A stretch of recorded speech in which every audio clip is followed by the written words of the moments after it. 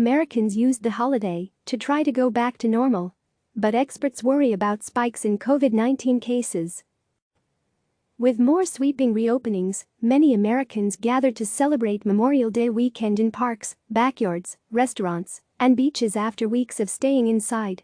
It looks like America's opening up, beachgoer Steve Ricks in Alabama's Gulf Shores told CNN affiliate WPMI. There are literally thousands of people out here on the beach, and what I'm really pleased to see is that many of these folks, almost all of them, are doing a great job with social distancing. On the same beach, Patricia Patton said she felt safe and she didn't have to wear a mask. There's nobody that has been near me or in my space at all, she told the affiliate. Others flocked to Georgia and Florida beaches to kick off the weekend. Farther north, beaches in New York, New Jersey, Connecticut, and Delaware also began welcoming visitors Friday. But while snapshots from across the country may look like a return to normal, experts warn the U.S. is still not out of the woods. So far, more than 1.6 million Americans have been infected, and over 97,000 have died, according to Johns Hopkins University. Even as states and some state officials rush to reopen, it's on us to make smart and safe decisions, Dr. Seema Yasmin, a former disease detective at the U.S. Centers for Disease Control and Prevention, told CNN Saturday night. If you look at the numbers, you'll see that on Thursday more than 20,000 Americans were infected. Just yesterday, that number went up and there were more than 24,000 Americans newly diagnosed with COVID-19. States such as North Carolina and Arkansas are seeing major spikes, Yasmin said.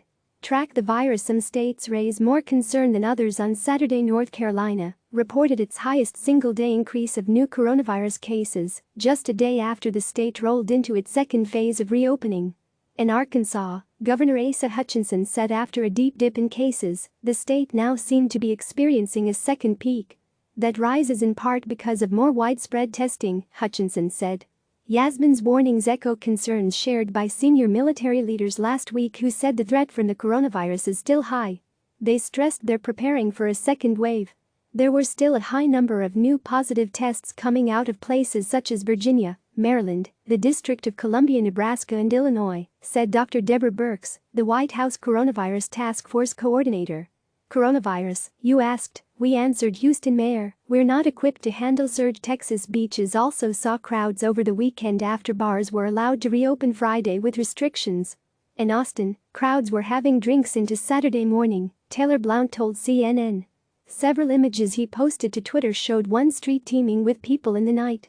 Texas is one of a handful of southern states at risk of seeing a rapid surge of new coronavirus cases in some areas, according to a new outbreak predictions model. That model predicts that Harris County, which includes Houston, could see more than 2,000 daily cases by June. We're not equipped to handle that type of surge, Houston Mayor Sylvester Turner told CNN's Wolf Blitzer on Saturday. We can take about 200 cases a day, for example, with contact tracing, and we're building up that program. I'm worried, he said. The virus is still here. There are still people who think it's a joke, and it's not a joke. Things have opened up. We're in stage 2 in the state of Texas, so bars, restaurants, barbershops, you name it, are now open.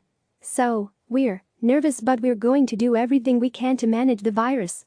The Miami area and parts of Alabama and Tennessee are also poised for sharp upticks, according to the study.